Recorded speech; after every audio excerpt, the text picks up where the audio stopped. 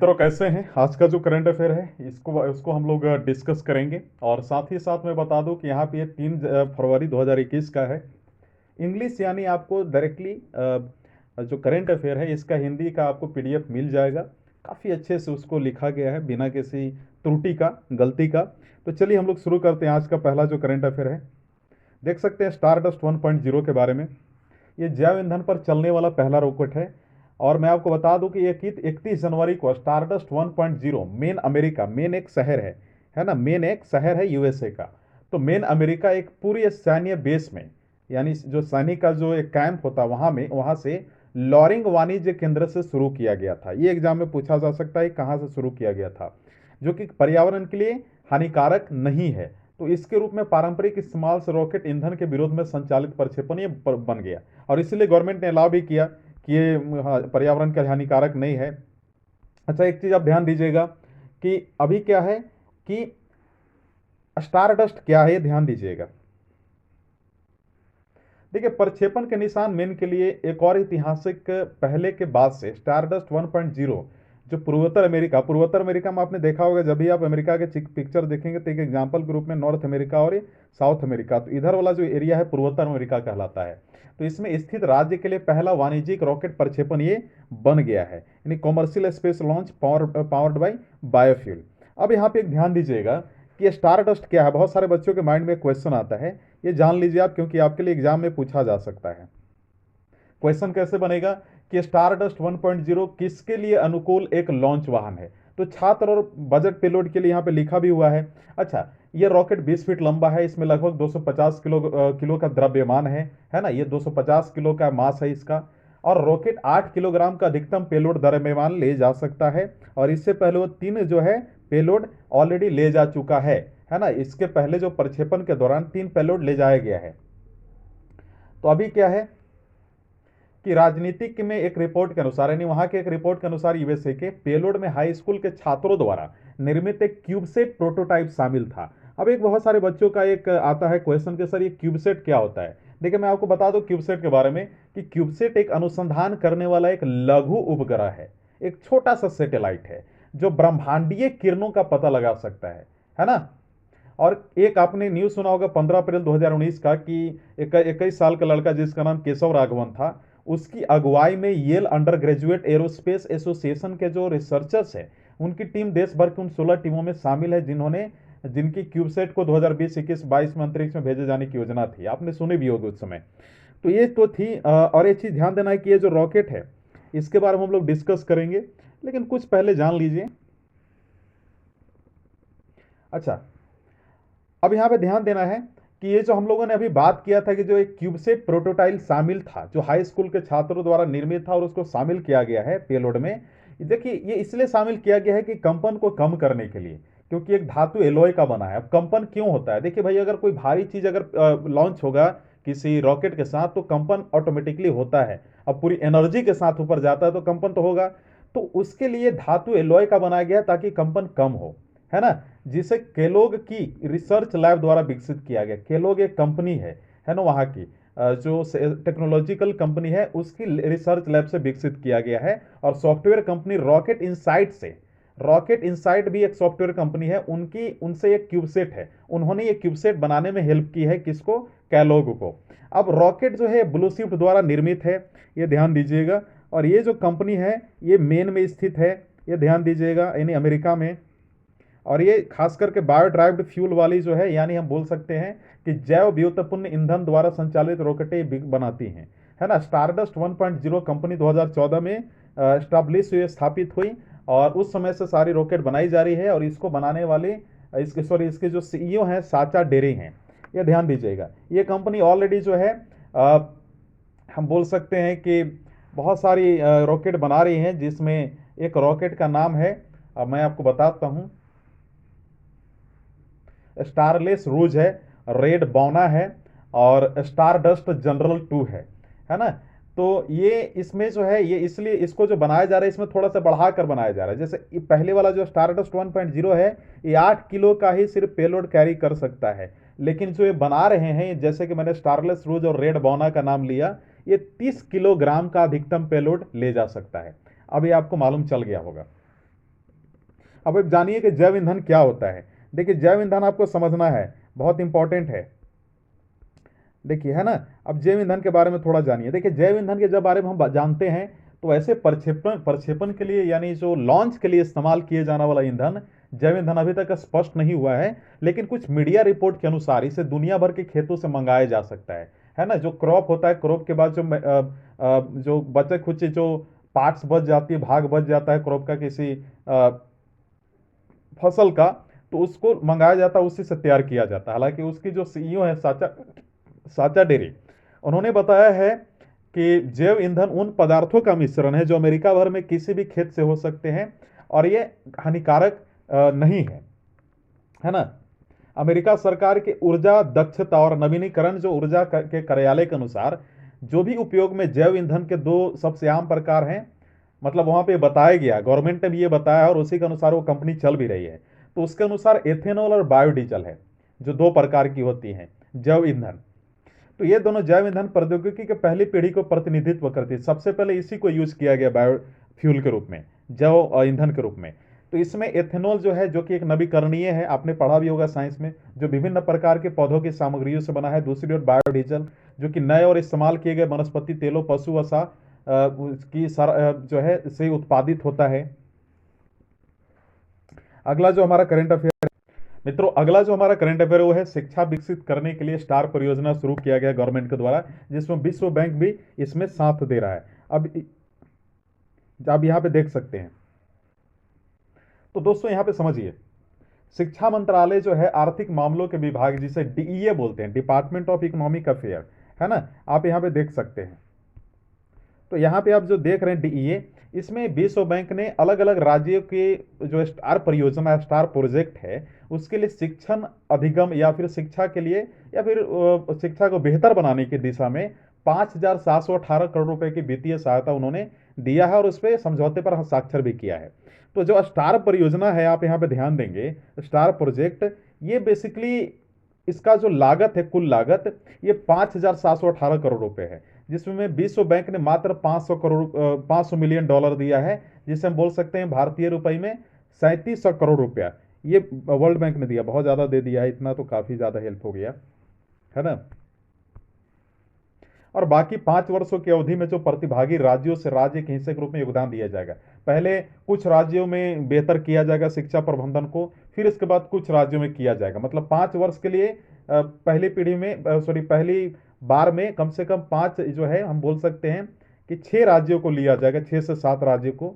या फिर हम बोल सकते हैं कि जैसे पहली बार में हिमाचल प्रदेश, राजस्थान, महाराष्ट्र, मध्य प्रदेश, केरला और उड़ीसा के साथ 6 राज्यों को शामिल किया जाएगा। इसके बाद इतने ही राज्यों को 5 साल के बाद शामिल किया जाएगा, क्योंकि 5 साल तक इन्हीं राज्यों में काम चलेगा शिक्षा को बेहतर बनाने में। और इसको जो हम बोल सकते हैं कि इससे पहले केंद्रीय मंत्रिमंडल ने स्टार प्रोजेक्ट की प्रस्ताव को मंजूरी दी थी, है ना। ये ध्यान देना। हालांकि इसका उद्देश्य आप जान लीजिए कि उद्देश्य क्या है इसका, इस प्रोजेक्ट का एम क्या है। देखिए इस प्रोजेक्ट का एम ये है कि ओवरऑल जो मॉनिटरिंग और मेजरमेंट एक्टिविटी है इंडियन स्कूल एजुकेशन सिस्टम में, वो होना चाहिए, है ना। जो जो भी सिलेक्टेड स्टेट्स हैं उनमें इंटरवेंशन करके, कहने का मतलब ये है कि जो भी राज्य चयनित किए गए हैं वहाँ की शिक्षा को बेहतर किया जाए। और कैसे होगा कि भाई मान लीजिए आपने देखा होगा कभी कभी कोई परेशानी कि 9वीं क्लास को बच्चे को नहीं आ रहा है 12 गुना 9 कितना होता है ना। तो ये बेसिक जो चीजें उसको ठीक की जाए, उनकी फ्यूचर को ध्यान में रखते हुए एक क्वालिटी ऑफ एजुकेशन, अच्छी पढ़ाई दी जाए उनको, और उनकी जो परफॉर्मेंस है, उनकी क्या रिजल्ट रही है एग्जाम के बाद, उन सारी चीजों को ध्यान दिया जाए। बच्चों को कुल मिला जुला कर उनके भविष्य के लिए तैयार करना है, इसका ये एम है, ये ध्यान देना है। और अब मैं बता दूं कि इस प्रोजेक्ट के तहत जो प्रस्तावित विश्व बैंक की सहायता मुख्य रूप से परिणाम आधारित वित्त पोषण साधन के रूप में, ऐसा नहीं कि पैसा खर्च हो गया, वो पूरे डेटा को विश्व बैंक इसकी ये लेगी, पूरा सर्वे करेगी कि जो हमने पैसा खर्च किया क्या उसका कुछ आउटपुट निकला या नहीं। तो इसे, इस परिणामों के लिए इसको क्या कहा जाता है, इन सारी चीजों को वर्ल्ड बैंक के द्वारा इसे कहा जाता है परफॉर्मेंस फॉर रिजल्ट, यानी परिणामों के लिए कार्यक्रम। यानी ये जो कार्यक्रम चलाया जा रहा है अच्छे परिणामों के लिए किया जा रहा है, ताकि बच्चे पढ़ लिख कर कुछ करें। चलिए अगला हम लोग करंट अफेयर देखते हैं। चलिए देखिए, अगला जो हमारा करंट अफेयर है वो है सेना ने म्यांमार तख्ता पलट में सत्ता जब्त की। आपने पढ़ा होगा क्लास 9 में, चैप्टर 1 में ही है। उसमें लिखा गया है कि कैसे म्यांमार में कितनी बार सत्ता का जो है तख्ता पलट हुआ है। पहले आर्मी ने किया, फिर कोई और पॉलिटिकल पार्टी ने किया। ये सारी चीजें मतलब म्यांमार में चीजें चलती आ रही है। म्यांमार की जो पॉलिटिक्स है कभी भी जो है स्थिर नहीं रही, कहीं ना कहीं उथल पुथल होते रहा।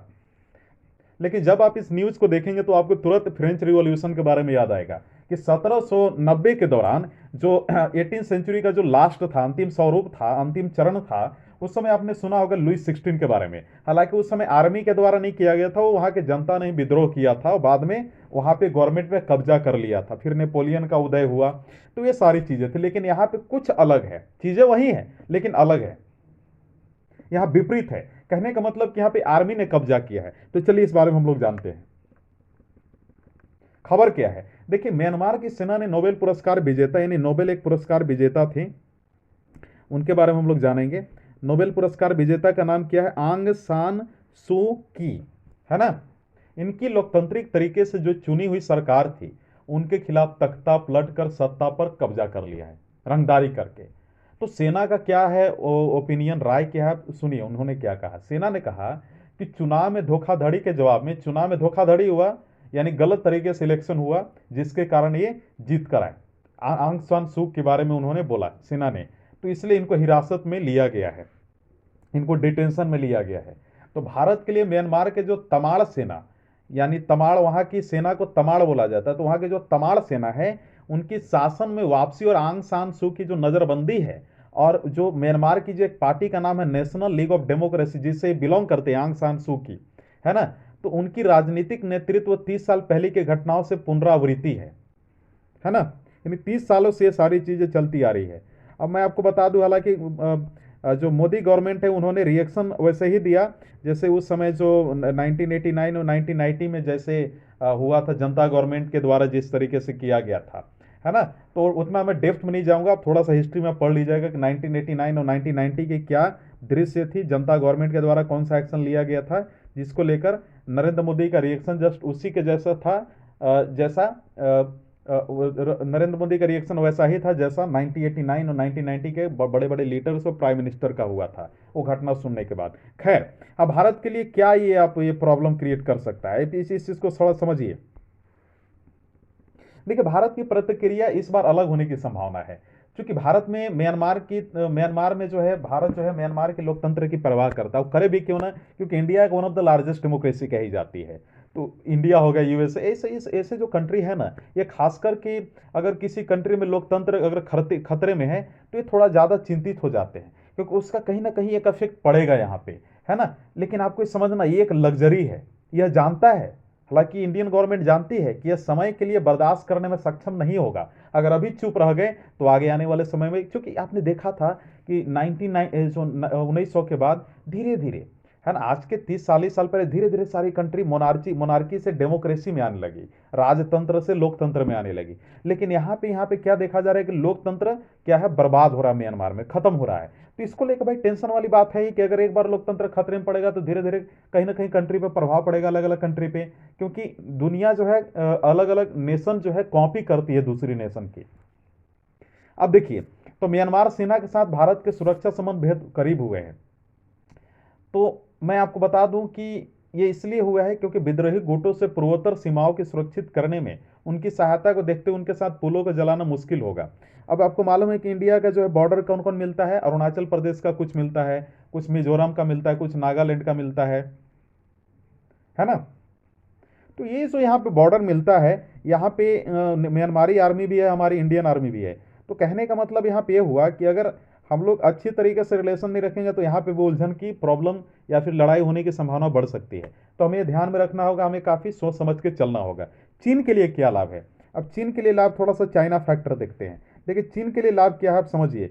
हमारे यहाँ जो ऑफिशियल्स हैं उन्होंने इस चीज़ को लेकर बहुत official also say harsh reaction from India, यानी इंडिया के जो बड़े बड़े अधिकारी, उनका एक अलग रिएक्शन था इस चीज़ को लेकर। हालांकि भारत से कठोर प्रतिक्रिया अमेरिका से उस तर्ज पर जो तख्ता पलट के लिए जिम्मेदार लोगों के खिलाफ कार्रवाई की धमकी दी है, यानी कहने का मतलब यूएसए ने ऑलरेडी क्या किया है, एक धमकी दिया उनको, किसको, वो सारे मिलिट्रीज को, जो म्यांमार का है कि आपने इस तरीके का जो गलत काम किया है कि लोकतंत्र को हटाकर आप वहाँ पे मिलिट्री रूल लाने की कोशिश कर रहे हैं, इसमें उन्होंने धमकी दी अमेरिकी गवर्नमेंट ने कि हम आप पे एक्शन लेंगे जब तक कि सेना के अधिग्रहण को केवल रद्द नहीं करेंगे, क्योंकि इससे चीन को लाभ होगा, है ना।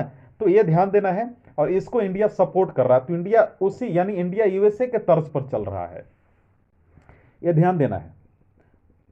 एग्जाम में आपसे पूछ सकता है कि वहां के लीडर का क्या नाम था, नोबेल पुरस्कार विजेता का क्या नाम था, जो हाल ही में उनकी सरकार को तख्ता पलट किया गया, या फिर म्यांमार में, या फिर ये भी पूछ सकता है कि इस कंट्री में इस नोबेल पुरस्कार विजेता को तख्ता पलट कर मिलिट्री शासन वहां पे आ गया, ये भी सारी पूछी जा सकती है।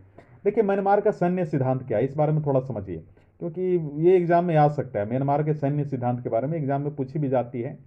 देखिए म्यांमार में सेना द्वारा वर्ष 2008 में एक संविधान का मसौदा तैयार किया गया था, और इसी वर्ष यानी लास्ट ईयर 2020 में अप्रैल में इस पर संदेहास्पद जनमत संग्रह कराया गया था, और यह संविधान सेना द्वारा तैयार किया गया था, जिसको द रोड मैप ऑफ लोकतंत्र का नाम से प्रारूपित किया गया था, यानी हम बोल सकते हैं लोकतंत्र का रोड मैप बोला गया था, हालांकि जिसे सेना ने पश्चिमी देशों के दबाव के कारण निर्मित किया था। अच्छा एक चीज मैं और बता दूं आपको कि संविधान जो है, संविधान के लिए प्रावधानों के तहत, जो संविधान के प्रावधानों के तहत जो म्यांमार का जो संविधान है, जो आर्मी का संविधान कॉन्स्टिट्यूशन, उसके तहत संसद के दोनों सदनों में म्यांमार के 25% सीटें सेना के लिए आरक्षित की गई हैं, सेना के लोगों के लिए जो बड़े बड़े अधिकारी हैं, जिन पर सैन्य अधिकारियों को नामित किया जाता है, और साथ ही एक प्रतिनिधि राजनीतिक दल का गठन किया गया जो सेना की ओर से चुनाव में भाग लेता है। तो टेंशन वाली बात तो है। अब सेना लड़ भी रही है, अब सेना पार्टी इलेक्शन भी लड़ रही है, तो थोड़ा आप समझ सकते हैं इंडिया में ऐसा हो जाए तो बवाले हो जाएगा। खैर, अब अगला जो हमारा करंट अफेयर उसके बारे में हम लोग डिस्कस करें। करंट अफेयर क्या है, Sitharaman seeks to bring down fiscal deficit. Fiscal deficit मतलब क्या होता है, राजकोषीय घाटा। कितना, 4.5% of GDP by financial year 2026, यानी जो जिसे हम बोल सकते हैं वित्त वर्ष 2022 का। तो चलिए सॉरी 2026 का, अब इस बारे में थोड़ा समझिए। ये देख रहे हैं आप यहाँ पे, इसको पहले समझिए, ये न्यूज क्या है।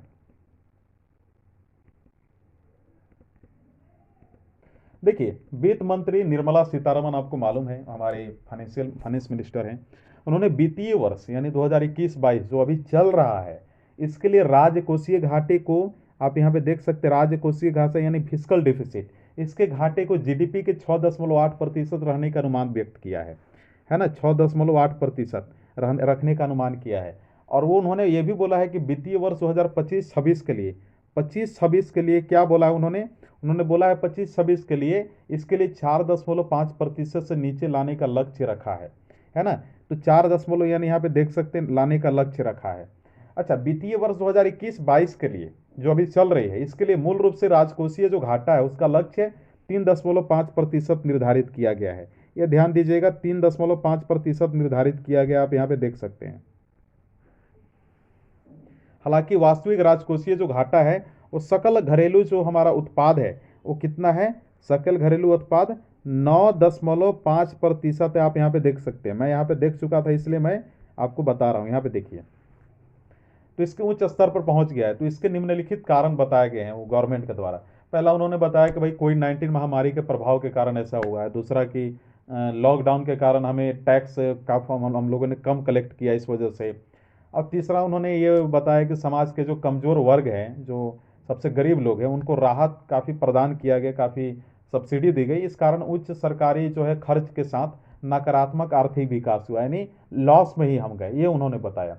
और उन्होंने बताया कि हम अगला जो अपना कदम लेने वाले हैं, मतलब अगला जो हम अपना क्या बोलते हैं स्टेप लेने वाले हैं, उन पे भी उन्होंने बात की। उन्होंने सिंपल बताया कि वित्त मंत्री ने राजकोषीय समेकन रोड मैप में आवश्यक परिवर्तन के लिए राजकोषीय उत्तरदायित्व या बजट प्रबंधन, जैसे हम इंग्लिश में बोलते हैं ना, fiscal responsibility and budget management अधिनियम में संशोधन करने का प्रस्ताव किया है। अच्छा एक चीज समझो, राजकोषीय घाटा क्या होता है, बहुत इंटरेस्टिंग पॉइंट है। देखो राजकोषीय जो घाटा होता है ना, फिस्कल डिफिसिट, वो सरकार के गैर ऋण पूंजी प्राप्तियों, जिसे हम इंग्लिश में क्या बोलते हैं, नॉन डेब्ट कैपिटल रिसिप्ट यानी एनडीसीआर, इसके सहित राजस्व प्राप्तियों तथा कुल व्यय के बीच का अंतर होता है। आप अगर दूसरे शब्दों में बोलेंगे तो जो फिजिकल डिफिसिट होता है, जो राजकोषीय घाटा, वो सरकार के कुल ऋण आवश्यकताओं को दर्शाता है कि उनको कितना जो है ये लोन है और कितनी उनकी आवश्यकता है। अब एक चीज ध्यान दो कि एफआरबीएम अधिनियम क्या है। बहुत सारे बच्चों के लिए माइंड में ये चलता है कि एफआरबीएम सर क्या होता है। पहले तो मैं बता दूं एफआरबीएम के बारे में। देखो, एफआरबीएम जो होता है राजकोषीय उत्तरदायित्व या बजट प्रबंधन, जिसे हम इंग्लिश में बोलते हैं physical responsibility and budget management, 2003 वित्तीय घाटे को कम करने के लिए वित्तीय विनियमन करता है। अच्छा, इसका एफआरबीएम का उद्देश्य क्या होता है? एक सेकंड रुकेंगे आप। जो इसमें कुछ उतना इंपॉर्टेंट नहीं है, जो इंपॉर्टेंट था से बता ही दिए हैं, फिर समझ लो ऐसे ही। इसका उद्देश्य क्या है? देखो, एफआरबीएम अधिनियम का उद्देश्य भारत की राजकोषीय जो प्रबंधन प्रणालियों में पारदर्शिता लाना है। और यह अधिनियम भारत के जो ऋण है यानी जो लोन है उसको अधिक जस्टिफाइड यानी न्याय संगत वितरण करने के लिए लागू किया गया था। अब इसकी जो प्रमुख विशेषता है वो ये है कि एफआरबीएम एक्ट के तहत सरकार के लिए संसद में प्रतिवर्ष केंद्रीय बजट के साथ कुछ दस्तावेज को पेश करना पड़ता है, जैसे मध्यकालिक राजकोषीय नीति विवरण और बृहद आर्थिक रूपरेखा विवरण और राजकोषीय नीति कार्यनीति विवरण। देखो, जो इंपॉर्टेंट पॉइंट था वो मैंने बता ही दिया। अगला हम लोग टॉपिक पे चर्चा करते हैं। अच्छा, ये जो न्यूज़ देख रहे हो, ये न्यूज़ है श्रीलंका ने भारत को कोलंबो टर्मिनल जो परियोजना है तो उसमें उससे बाहर क्यों ढकेल दिया और मुआवजे के रूप में क्या पेश की जा रही है, इस पे न्यूज़ है। अब ये समझो ये न्यूज़ क्या है, क्योंकि ये बहुत ज़्यादा जरूरी है। कुछ बच्चे कंफ्यूज कर जाते हैं। देखो समझो, मैं शॉर्ट में बताता हूँ। देखो, ये जो न्यूज़ है ना, श्रीलंका ने ईस्टर्न कंटेनर जो टर्मिनल है, अब मान लो एक एग्जांपल के रूप में कि श्रीलंका का जो ये मैप है, एक एग्जांपल के तरीके से मान लो ये जो मैप है श्रीलंका का, है ना, ये मैप है और यहाँ जो है कांके संथुरई है। कांके संथुरई याद करना। यहाँ पॉइंट पेड्रो है, सॉरी, यहाँ पॉइंट पेड्रो है ना। और यहाँ यहाँ जो है त्रिनकोमाली है, ठीक है। और यहाँ पे कोलंबो है इनकी राजधानी। फिर यहाँ पे गैली है, GALLE, जिसको हम GALLE गैली। और यहाँ पे एक हाम्बेन तोता है, यहाँ पे हाम्बेन तोता एक जो बड़े बड़े जो स्टेट सॉरी शहर होते हैं उनका नाम है। तो अभी देखो समस्या क्या है। श्रीलंका ने ईस्टर्न कंटेनर जो टर्मिनल है इस पर किसी भी बाहरी देश के साथ किसी भी प्रकार के समझौते अथवा हम बोल सकते हैं बेचने या पट्टे पर देने से इनकार कर दिया है ना। तो यहाँ पे किसी भी बाहरी देश, मतलब इंडिया भी, कोई भी यहाँ पे देश यहाँ पे इनके पास आकर किसी प्रकार को कोई समझौता या फिर बेच नहीं सकता है कुछ। मतलब होता था ना कि वहाँ पे जाकर ECT पर कुछ लोग इंडिया के कुछ लोग आते थे सेल करने, दूसरे स्टेट के कुछ लोग श्रीलंका का, तो यहाँ पे कोई नहीं कर सकता है। अच्छा, ये समझो श्रीलंका का जो ये कदम है, श्रीलंका का ये कदम पहले समझो। यहाँ देख रहे हो। अच्छा, श्रीलंकन गवर्नमेंट ने ऐसा क्यों किया? Offer the West Container Terminal to India for possible invest, यानी श्रीलंका ने यह कदम भारत, जापान और श्रीलंका के मध्य किए गए ECT त्रिपक्षीय समझौते के खिलाफ किया है। ECT मतलब ईस्टर्न कंटेनर टर्मिनल। इसमें भारत, जापान और श्रीलंका ने एक समझौता किया था कि हम यहाँ पे अपनी माल आकर बेचेंगे, अपनी जो गुड्स होगी, अपने जो सामान होंगे, लेकिन इसने डायरेक्टली मना कर दिया है। अब श्रीलंका का यह जो निर्णय है, ये ECT परियोजना ने the decision was taken at Monday cabinet meeting held by president Gotabaya Rajapaksa. ये कब लिया गया? सोमवार के कैबिनेट मीटिंग में ली गई, जो प्रेसिडेंट गोटाबाया राजपक्ष ने बोला था। अच्छा, इनका सुनो, श्रीलंका ने यह निर्णय क्या लिया? उन्होंने निर्णय लिया कि जो ईस्टर्न कंटेनर जो टर्मिनल है, इस परियोजना में किसी भी विदेशी भूमिका, जिसमें भारत ही जापान है उसमें भाई, या निवेश के खिलाफ पोर्ट यूनियन के श्रमिकों को बढ़ते दबाव के मद्देनजर लिया है। श्रीलंका ये बोल रहा है, जबकि बात ऐसा नहीं है। उनका अपनी तरफ से एक एक्सक्यूज है। और जबकि श्रीलंका का लगभग 70% जो पोतांतरण व्यापार भारत से जुड़ा है, मतलब जो शिप से, जो समुद्री एरिया से जो वो बिजनेस करता है, वो इंपोर्ट एक्सपोर्ट 70% भारत से करता है। अब भारत के साथ ही ऐसा कर रहा है ना। अब इंडियन एक्सप्रेस इससे पहले खूब तारीफ किया था ECT का, आज के 2 महीना पहले। आज इंडियन एक्सप्रेस को क्या हो गया, वो एक हम बोलते हैं ना, अच्छा सिला दिया तूने मेरे प्यार का, है ना। तो इंडियन एक्सप्रेस उसको खूब तारीफ किया श्रीलंका की ECT का, कि श्रीलंका ECT को सपोर्ट कर रहा है ना। Sri Lanka is supporting confidentiality eastern container terminal, लेकिन यहाँ पे श्रीलंका के जवाब आया। तो आज आप देखेंगे थोड़ा इंडियन एक्सप्रेस के ये में तो थोड़ा अच्छा आपको नहीं मिलेगा ये आर्टिकल, उन्होंने इवन पब्लिश भी नहीं किया है। द हिंदू से आप देख रहे हो, मैं यहाँ पे पढ़ा रहा हूँ। अच्छा, श्रीलंका सरकार ने कहा है इसके स्थान पर वह भारत के लिए संभावित निवेश के लिए वेस्ट कंटेनर टर्मिनल की पेशकश करेगी। तो श्रीलंका ने भी बोला है, भाई उसको मालूम है कि 70% बिजनेस इंडिया से होता है, अगर ये गया तो हमारा भी तो आर्थिक स्थिति खराब होगा। तो उसने सिंपली बोल दिया अपना ऑप्शन कि भाई भारत के साथ संबंध भी ना खराब हो, तो इसलिए उन्होंने वेस्ट कंटेनर टर्मिनल को खोल दिया। तो वेस्ट, अब मैंने बताया कि मान लो ये मैप है, तो ये वेस्ट हुआ, ये ईस्टर्न हुआ, तो ईस्टर्न तो बंद हो गया क्योंकि इंडिया यहाँ पे हो गया, जापान का यहाँ पे हो गया था, मतलब यहाँ पे नहीं लेकिन जापान थोड़ा सा ऊपर है, तो यहाँ से ऐसे बिजनेस होता था। लेकिन अभी इंडिया के लिए इसने ये खोल दिया है, तो जापान के लिए थोड़ा सा होगा ना, जापान को इधर से आना पड़ेगा, जबकि इधर राम सेतु है, लेकिन इधर से आएंगे तो इनको दूरी पड़ेगी, तो इसलिए इन्होंने इंडिया के लिए खोला है। खैर, ये तो बात की बात है। अब एक बहुत अच्छी न्यूज आई है, इतने सारे स्ट्रेस वाले जो हम लोगों ने करंट अफेयर समसामयिकी देखी जो चिंता करने वाली थी, उसके बाद एक बहुत बड़ी खुशखबरी आई है कि जहाँ पे हमारे देश का जो सबसे नॉर्थर्न पार्ट है, जैसे हम बोल सकते हैं जो लद्दाख वाला एरिया उधर ही पड़ जाता है, तो उधर वाला जो पार्ट है ना, केंद्रीय बजट में 2021 में एक चीज आया जो सबको चेहरे पे हर्षोल्लास ला देगी, चेहरे पे खुशी ला देगी। वो क्या है कि लद्दाख में केंद्रीय विश्वविद्यालय खुल रहा है। अब ये समझिए, इसमें 2-3 पॉइंट मैं बताऊंगा, इसके बाद खत्म करूंगा। देखिए, लद्दाख को एक अलग केंद्र शासित प्रदेश के रूप में मान्यता मिल गया, आपको मालूम भी है। और केंद्र सरकार ने लेह में एक नया केंद्रीय विश्वविद्यालय स्थापित करने का प्रस्ताव भी किया है। तो इस संबंध में सरकार केंद्रीय विश्वविद्यालय लद्दाख लद्दाख विधेयक जो है पास करेगी जल्दी, आप देखेंगे। अच्छा, इसमें आप समझिए कि वित्त मंत्री का जो राय है वो ये है कि जो वित्त मंत्री ने ये कहा है कि 2 साल पहले अपने बजट भाषण में 19-20 में उन्होंने घोषणा इस वर्ष उन्होंने की थी कि एक नियामक संस्था, क्योंकि केंद्र के लिए एक नियामक संस्था की जरूरी है, और वो नियामक संस्था भारत को शिक्षा आयोग की स्थापना के लिए कानून लागू करने की योजना बनाएगी। तो उन्होंने उस समय अलाउ किया, तो उन्होंने उसी समय चर्चा कर दिया था कि कहीं ना कहीं, अब 19-20 में भाई आप देखो अगस्त सितंबर में ही हुआ था ना, लद्दाख को केंद्र शासित प्रदेश बनाया गया था, तो उसी समय उन्होंने बोल दिया था, इशारा दे दिया था कि ये कहीं ना कहीं सेंट्रल यूनिवर्सिटी की आवश्यकता है। देखिए आज वो खुल ही गई यहाँ पे। खैर यही न्यूज़ थी, आप यहाँ पे देख सकते हो, है ना। ये कोई बड़ी न्यूज़ नहीं है, इसलिए मैं नहीं पढ़ रहा हूँ, क्योंकि ये सारा चीज़ इसमें फालतू आपको नजर आएगा। देखो यहाँ पे वही चीज़ मैंने बोला जो फाइनेंस मिनिस्टर ने बजट इन स्पीच 2019-20 में बोला था। चलो, अच्छा, जाते जाते मैं एक बहुत इंपॉर्टेंट न्यूज़ बताता हूँ जो सिर्फ 1-2 लाइन का है। देखो भाई, प्रबुद्ध भारत के बारे में आपने सुना होगा। जो प्रबुद्ध भारत है ना, प्रबुद्ध भारत के बारे में थोड़ा जान लीजिए। देखिए, हाल ही में प्रबुद्ध भारत की 125वीं वर्षगांठ मनाई गई है। प्रबुद्ध भारत, वो आपको हिंदी करंट अफेयर में मिल जाएगा जो हम लोग पीडीएफ प्रोवाइड करेंगे। और यह स्वामी विवेकानंद द्वारा शुरू की गई रामकृष्ण संप्रदाय की मासिक पत्रिका है। ये ध्यान देना, तो एग्जाम में पूछा जा सकता है कि प्रबुद्ध भारत की 2021 में प्रबुद्ध भारत की कौन सी वर्षगांठ मनाई गई, 125वीं, और एक किसके द्वारा शुरू की गई रामकृष्ण संप्रदाय की मासिक पत्रिका, तो स्वामी विवेकानंद। तो ये सारे क्वेश्चन थी, ये सारा थोड़ा देख लीजिएगा। और इसी के साथ हमारा आज का करंट अफेयर कंप्लीट हुआ। और हाँ, कुछ मैं आपको बता दूं कि जो आपके लिए कुछ क्वेश्चन है, अभी मैंने बोला कि कुछ क्वेश्चन मैं आपको देने वाला हूं। तो देखिए, क्वेश्चन ये है, आपको बताना है कि गुजराती एशियाई शेरों और भारतीय जंगली गधों के लिए जो है एकमात्र निवास स्थान कहाँ है ना। ऑप्शन में देता हूं, रण ऑफ कच्छ, सुंदरवन,